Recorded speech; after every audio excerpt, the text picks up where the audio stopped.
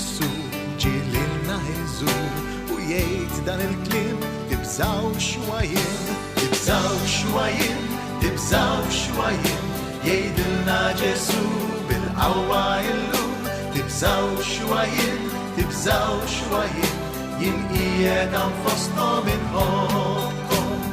Kristu hawn jitfalna id-dawl, ħalli dawlilna l-ħajjietna. Kristu jrid jgħidilna mill-ġdid, jien magħkom sa tmiem, tibżaw xwajin, tibżaw xwajin, tibżaw xwajin, jgħidilna Ġesu bil-qawwa illum, tibżaw xwajin, tibżaw xwajin, jien qiegħed hawn fosthom inħobbkom.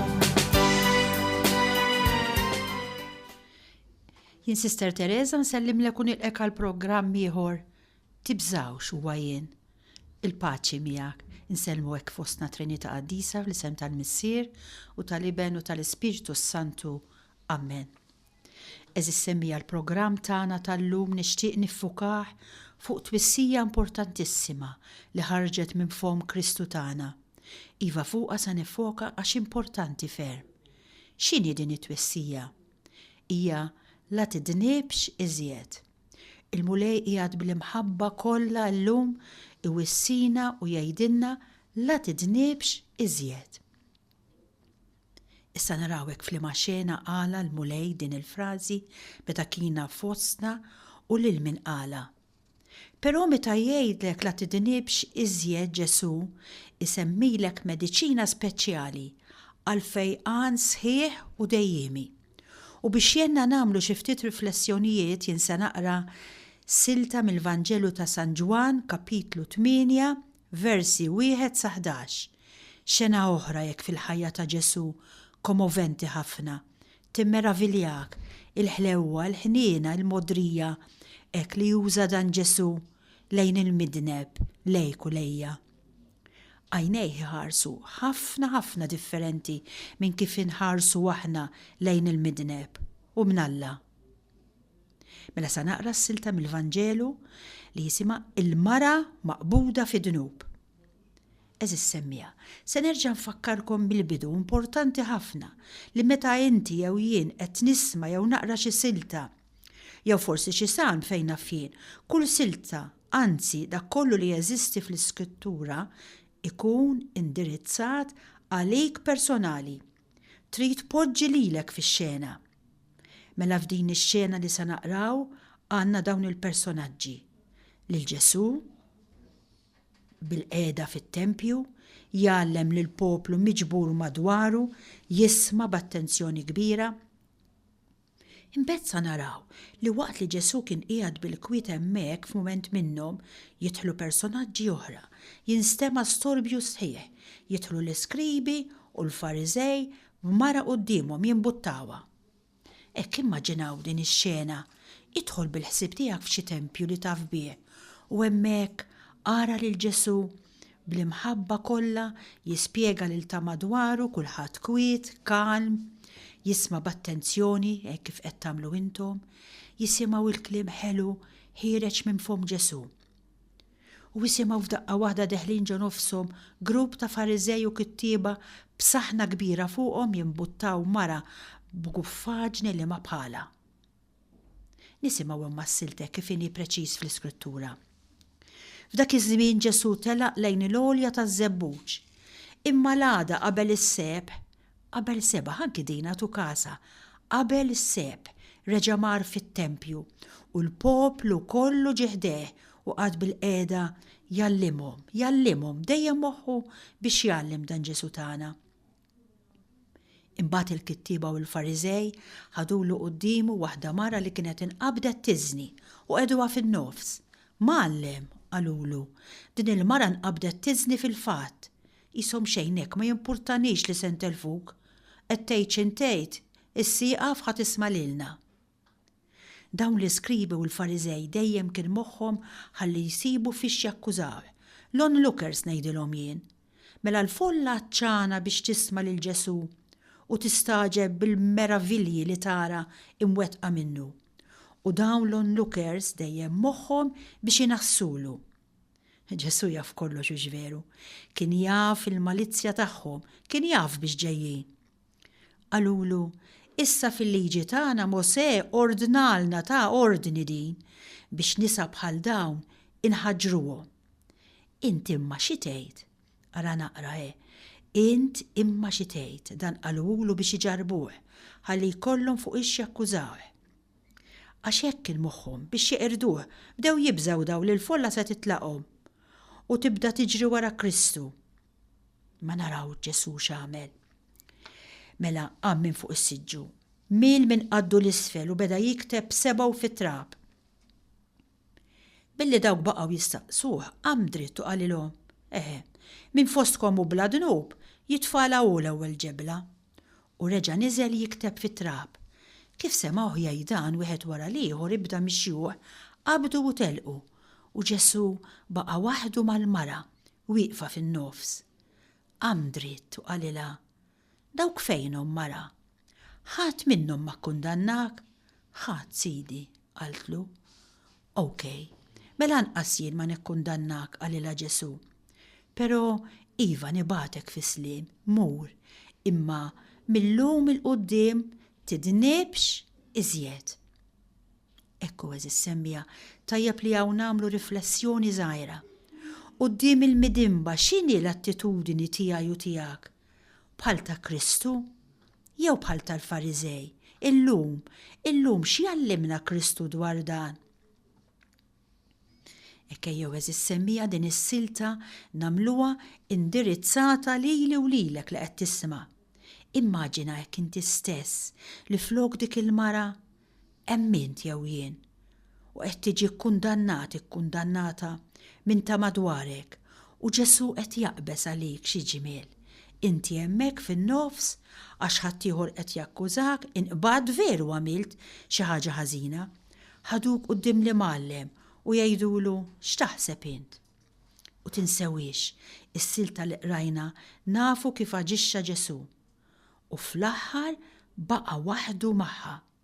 Qiegħed miegħek jew miegħi issa u qed isaqsi lilek u qed isaqsi lili. Ħadd minnhom ma kkundannak, Sister Teresa, u inti poġġi jismek.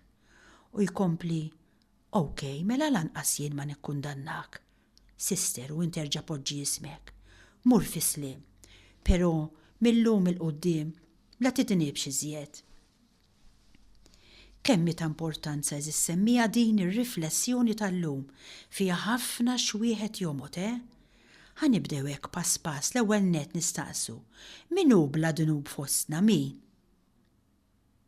Hekk nafu li skont il-liġi ta' Mosè il-mara li nqabdet tagħmel id-dnub kellha tiġi mħaġra. Wieħed jista' jimmaġina bliema pompa l-kittieba u l-Fariżej għaddew b'dik il-mara mitraqat sakemm waslu biha quddiem Ġesu. Min banda nistgħu naħsbu li dawn stennew il-proset mingħand Kristu għax irnexxielhom jaqbduha. Madankollu huma kienu marru biha biskop ieħor x'inhu li jġarbuh ħalli jkollhom fuq ix jakkużawh. Imma quddiem din in-nażba tal-gbarat u l-lut dawn żgur li ma stennewx dik l-imġiba ta' Kristu. Kienu jafu li Ġesu kellu għarfien tal-liġi ta' Mosè. Kienu konvinti li Ġesu ma kienx ser joħroġ malajr ħieles minn din in-nażba tagħhom. Imma huma kienu fl-iżbal għax ma għarfux ma' min kienu qed joħduha. U x'ġara x'għamel Ġesu? Ma' min żamm mal-Fariżej jew mal-midimba li kienet ħatja ta' dak id-dnub tad-diżonestà. Ejjew inkopru naraw x'ġara. Ġesu għall-ewwel ma weġibx. Kull m'għamel minn qaddu l-isfel jikteb mal-art. Hekk nilmħu lil Kristu bħala wieħed mhux aċċan għal kastik jew ħarqan biex ipattija lil min dineb. Nilmħu lil mgħallem Eżistana il-bogħod minn xi tip ta' fanatiżmu reliġjuż li seta' jwassal biex ikun jidher aggressiv u waħrax iżejjed fl-interpretazzjoni tal-liġijiet. Kien hemm il-kundanna dnub imma għal Ġesu li tot kienet il-maħfra għall-midneb. U allura Ġesu wera biċ-ċar min kien u għalfejn ġie fid-dinja. wera biċ-ċar li ma kienet il-missjoni tiegħu. Ma setax japprova l-iżbal ta' dik il-fqajra li kienet dimbet.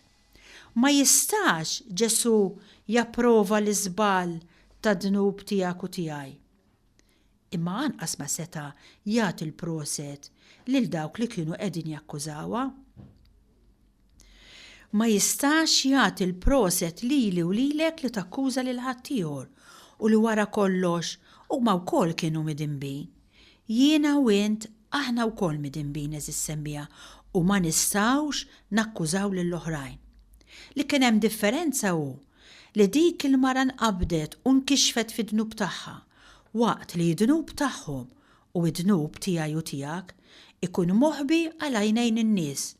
Iżda għal dak li jarbel il-qlub kollox hu mikxuf u magħruf. Bil-mod kif ġab ruħu Kristu għallimna nagħmlu distinzjoni importanti. Isimgħuha. Altru id-dnub u altru l-midneb. Id-dnub minnu nnifsu għax ibedna minn Alla iġib il-kundanna veru. Il-midneb iżda jibqa' bniedem oġġett tal-imħabba u l-ħniena ta' Alla. Ġesu eżis semmija ried jagħti tagħlima dwar l-importanza tal-ħniena. Bħalma għandna missier fis-sema li jħenn, hekk hemm bżonn li nħennu jien u int ukoll. Inħennu għall-oħrajn, ma nitkażawx bl-oħrajn. Ngħinuhom minflok biex joħorġu mid-dnub u mhux nikkundannawhom biex jinżlu aktar l-isfel fil-ħama li fih ikunu jinsabu. Għax aħna bħalhom midinbin f'għajnejn Alla, tinsewwix din, u forsi midinbin aktar minnu. Ħadd tama u ċert minn kif fil-fatt jinsab quddiem Alla. Aħna nemnuha din, nerġa' ntenni, anzi jiktbuha x'imkien din. Aħna il-kol midinbin. Bħal dawk il-Fariżej u l-Iskribi ta' żmien Kristu hekk ukoll iġibu ruhom ħafna nies u aħna magħhom ta' żminijietna. Ħafna drabi ħsiebna biex nistudjaw il-passi tal-oħrajn, narxu, niġġudikaw u nikkundannaw il-ħajja ta' ħaddieħor. U jien u int minnant min irċevejna xi dritt biex neżaminaw lill-oħrajn. Minnant min irċevejna id-dritt li niġġudikawhom, li nikkundannawhom. Għalina il-kol jgħod il-kliem ta' Kristu, kliem li bihom keċċa lil Fariżej minn quddiemu u tom talima biex l-ewwel inatfu l-kuxjenza tagħhom u mbagħad jippruvaw jidhru bħala difensuri tas-sewwa. Min-naħa l-oħra lanqas nistgħu ngħidu li Kristu b'xi mod approva l-imġiba żbaljata ta' dik il-mara midimba. Le ma nistgħux ngħidu li Kristu b'xi mod japprova anke l-imġiba żbaljata tiegħi u tiegħek. Ġietu ħniena minna u tiġih ħniena anki minni u minnek, iddefendija u lilna jiddefendina wkoll u salvala ħajjita mitħaġġir. Imma id-dnub tagħha u id-dnub tiegħi ma jistax joġob lil Ġesu. Lill-adultera Ġesu għalilha anqas jien ma nikkundannak u qed jgħidha issa stess lili u lilek. Anqas jien ma nikkundannak. Imma s-sokta jgħidilha u qed jissokta jgħid lili u lilek illum mur u millum il-qudiem tidnibx iżjed. Kollox skont il-missjoni li għalija kien ġie fid-dinja Ġesu Kristu. Araw il-missjoni tiegħu, jaħfer, ifejjaq mill-mart tal-ġisem u fl-istess ħin jikkumbatti id-dnub u jistieden lil-midinbin, jistieden lili u lilek biex ma nibqgħux midinbin. Mur fil-paċi qed jgħid lili u lilek Ġesu u għejx fil-paċi ta' Alla biex tħabbrek u tfittex li ma tkomplix tgħix ħajtek fid-dnub. Ekku għaziz semmija issa huwa l-waqt li namlu pawsa mużikali silta verament komoventi. You Raise Me Up. Nisimaw l-klip sabiħ li fija.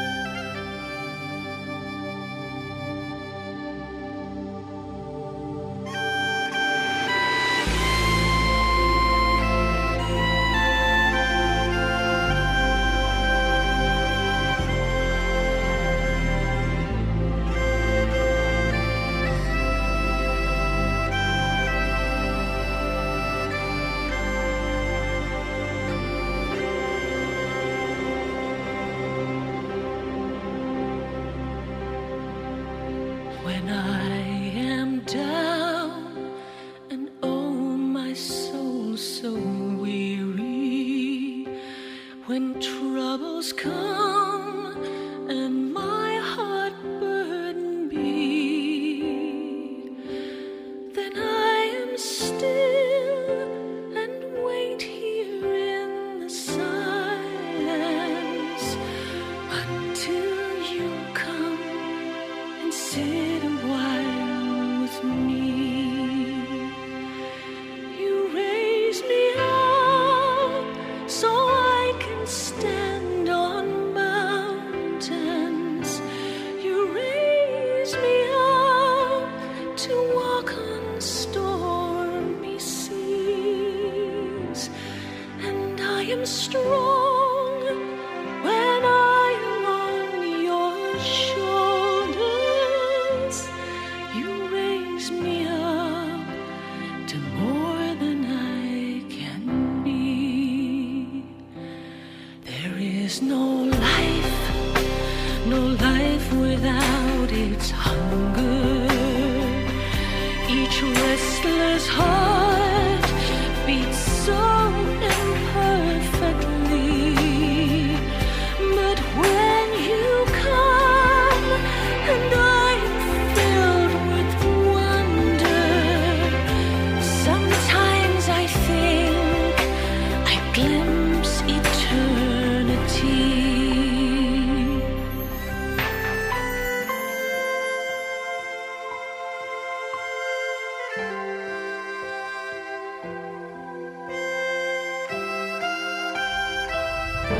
You raise me up so I can stand on mountains.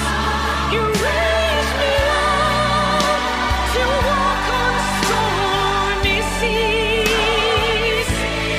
I am strong when I am on your shoulders. You raise me up to more than I can be. You raise me up so I can stand on mountains. You raise me up to walk on stormy seas, and I am strong when I am on your shoulders. You raise me up to more than I can be. You raise me up to more than I can be. Eżis semmija, ekk inkomplu namlu ftit riflessjonijiet oħra. Rajna kif Ġesu iwieġeb bid-den u stil intelligenti ħafna lil dawk li kienu qed jakkużaw lil mara maqbuda fid-dnub. Minflok jażel il-liġi ludija Ġesu x'għamel. Ġesu jurihom triq oħra, triq differenti. U li ma hija din it-triq? Hija triq mhux tal-kastigi u l-pwieni ħorox, imma triq tal-maħfra u tal-grazzja. Ġesu jeħles issa kif jagħmel miegħi u miegħek lil mara ħatja, iżda li nidmet. hija piena biżżejjed li tara f'nubietek. Dan l-arfien huwa rigal ta' Alla. Rigal li jweġġa keħe għax inti tkun dnibt imma xorta waħda huwa rigal. Ekku rigal tal-ħarsa tal-ħnina tal-mulej li jgħidlek kontinwament tibżax huwa jien. Il-ħnina tal-mulej li ma tikkundannakx. Ekku fis-silta tal-Vanġelu li qed nirreflettu llum rajna lil Ġesu jkellem lil mara u jitwieġbu, jidjalogaw bejniethom. Bid-dnub din kienet mhux biss infirdet fiha nfisha u nfirdet minn dawk ta' madwara, iżda wkoll infirdet minn Alla. Iva, jien u int bid-dnub hekk jiġrilna wkoll eżis semmija. Bl-indiema però jerġa' jibda id-dialogu ma' Alla li sakemm hekk hu l-bniedem għadu ħaj dan Alla ma jkun qatt waqaf milli jsejjaħ bil-mezzi lanqas mistennija fosthom anki bl-istess ipokrezija ta' bnedmin oħra għax kien hemm veru ipokrezija hux veru dawk riedu mhux jaqbdu lill-mara għax iddispjaċihom li rawha toffendi l-Alla imma riedu jinqdew biha biex jaqbdu lil Ġesu kif rajna. Dan Ġesu però b'konverzazzjoni ta' ftit kliem lil dil-mara maqbuda fid-dnub x'għamel. Irregalala lura il-paċi u s-sliem saltan mill-ġdid ġo qalba kif isaltan mill-ġdid f'qalbi u qalbek. Hekk jaf jimxi Ġesu magħna il-midinbin. Hekk ejjew ngħidulu bil-qalb. Inroddulek ħajr mulej li din il-ħaġa ġdida tajtilna. Hija l-ħajja ġdida fiħdan imħabtek. Hija id-gawdija tal-maħfra li tajtna. Hija l-paċi tal-qalb li sabet mill-ġdid il-mara maqbuda fid-dnub. Hija l-paċi tal-qalb li nsibu jien u int. Hija l-premju tal-qawmien mill-imwiet li dwaru jitkellem San Pawl meta jgħid ninsa il-tawarajja kollu. Hekk jeħtieġ nagħmlu aħna. Ninsew li moddi kollu, ninsa kull ma għamilt u niftakar biss ikompli Pawlu fil-maħfra li akkwistajt minant il-mulej. Ġesu spiss jistedinna eżis semmija u jgħidilna ejja warajja u nimxu wara Ġesu tafu xi jfisser. Ma jfisser xejn ħlif li nimxu lejn il-ħelsien li nilqaw l-istedina tiegħu għax hu xewqan li jagħtina l-ilma tal-ħajja li hu il-qawmien. Nafu veru li l-poplu ta' Alla kellu jgħaddi mit-triq tal-eżilju.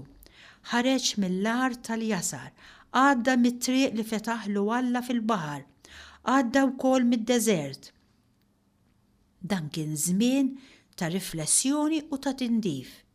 Iżajja jħabbar li min-naħa t'Alla it-triq lura lejn l-art imwieda tkun għall-poplu esperjenza sabiħa għax Alla jiftaħ triq fix-xari, xmajjar fid-deżert jiftħilna triq ġdida. Iva sissemmija, triq ġdida jiftħilna l-mulej. Din il-profezija ma twettqitx mal-ewwel, baqgħet tul sekli sħaħ bħala tama u stennija. Kristu nnifsu bil-qawmien u tluħ tiegħu fuq il-lemin tal-missier ma qeritx id-diffikultajiet kollha tat-triq tal-istorja, iżda għamel aktar minn hekk x'għamel. Saru stess it-triq li twassal għall-ħajja u jridna ngħaddu minn din it-triq li tressaqna lejh. Nersqu lejn Ġesu bħala morda li nixtiequ l-fejqan minnu li jista' u jrid ifejjaqna għax hu it-tabib tar-ruħu tal-ġisem u nħalluh jagħtina il-mediċina u t-twissijiet tal-fejqan sħiħ u dejjimi. Dan hu l-ħsieb ewlieni tas-silta mill-Evanġelu li qrajna llum. Quddiem Ġesu smajna li resqu l-kittieba u l-Fariżej ħadulu qudiemu dik il-mara midimba talbuh jikkundannawha iżda Ġesu wieġeb minn fostkom u bla dnub jibda hu jitfala l-ewwel ġebla. Eżis semmija, biex dak li għallimna Ġesu illum inwettquh f'ħajjitna. X'irridu nagħmlu? Minn din l-imġiba u t-tweġiba ta' Ġesu jidher dan. Ġesu jridna nersqu leħ, mhux biex nakkużaw lill-oħrajn, iżda biex nakkużaw lilna nfusna. Għax aħna wkoll midinbin u għalhekk ma nistgħu nitkażaw b'ħadd. Ġesu ma ġiex fid-dinja biex jikkundanna l-bniedem midneb, iżda biex isejjaħlu leħ, ifejqu, ifarġu, jaħfirlu fuq kollox biex jurih it-triq tas-sewwa. U għalhekk Ġesu qal lill-mara midinba, mur u millum il-qudiem tidnibx iżjed. Mela, dak li jrid Ġesu hu l-indiema u l-konverżjoni. Din l-indiema titlob mill-midneb li dan jistmer rid-dnub jarah ħaġa kera stonatura fil-ħajja tiegħu. L-indiema titlob ukoll li l-midneb ma jħares lura, ma jiftakarx li modi. Ekk eżissimja nitolbu bil-ħerqa lil mulej biex neħilsu mill-jasar ma ninsewx li l-modi għal-midneb li jikkonverti u bħal żmien ta' jasar u żmien li fih kien maħkum mill-ħażen mid-dnub. Dan jiġbaħ lil dak iż-żmien meta l-poplu Alla fit-Testament il-Qadim kien fil-jasar tal-Eġittu u mbagħad fl-eżilju f'Babel. Alla eżissemmija ma jeħux pjaċir jarana fil-jasar u fl-eżilju maħkumin mill-ħażen. Iżda Alla jrid jeħlisna, jrid isalvana u jridna ngħaddu lejn għar ġdida ta' ħelsien u għena. Lilna wkoll jgħid bħalma kien qal lill-poplu tal-qedem, la tiftakrux iżjed fil-ġrajiet li moddija, la taħsbux fuq dak li ġara qabel u jkompli jgħidilna insew id-dnub, il-ħażen, il-jasar. Arawni, sejjer nagħmel ħaġa ġdida, se noħroġ l-ilma fix-xari biex nisqi l-poplu tiegħi. U dan il-ħelsien tal-imoddi kien il-figura tal-ħelsien sħiħ li ġabilna u għadu jġabilna Kristu li jħobbna immensament u li kontinwament ifakrek u jgħidlek tibżax u għajjen, tibżax, jien qed hawn miegħek inħobbok. Illum Kristu jistieden lilek u lili biex ninsew li modi u naqbdu it-triq it-tajba. F'din it-triq Ġesu jagħti l-ilma tal-ħajja ġifieri il-mamudija, l-Ewkaristija, kelmtu, is-sagrament ta' rikonċaljazzjoni u l-grazzi tiegħu. Li timxi wara Kristu eżissemmija u liħ kbir, kbir. U qabel nikkonkludi nissuġġerilek tilqa l-istedina universali li Ġesu qiegħed jagħmel lilek u lili bi kliem l-Apostlu San Pawl li jgħid jien not kollox bħala telf ħdejn il-qlieħ kbir li hemm fil-li naraf lil Kristu li minħabba fih il-qajt li nitlef kollox. San Pawl jemmen li kollox mhu xejn ħdejn li jaraf lil Kristu u jgħix għalih. Qed nagħmlu dan jien.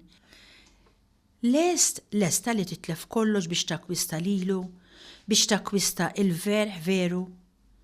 Nawgura lilek li qed tisma' li tibda minnu fih, ħalli takkwistaħ u tara xferħ u paċi interna takkwista minn għandu.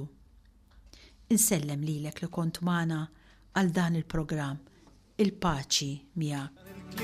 Tibżaw xwajin, tibżaw xwajin, tibżaw xwajin, jgħidilna Ġesu bil-qawwa illum, tibżaw xwajin, tibżaw xwajin, jien qiegħed fosthom inħobb.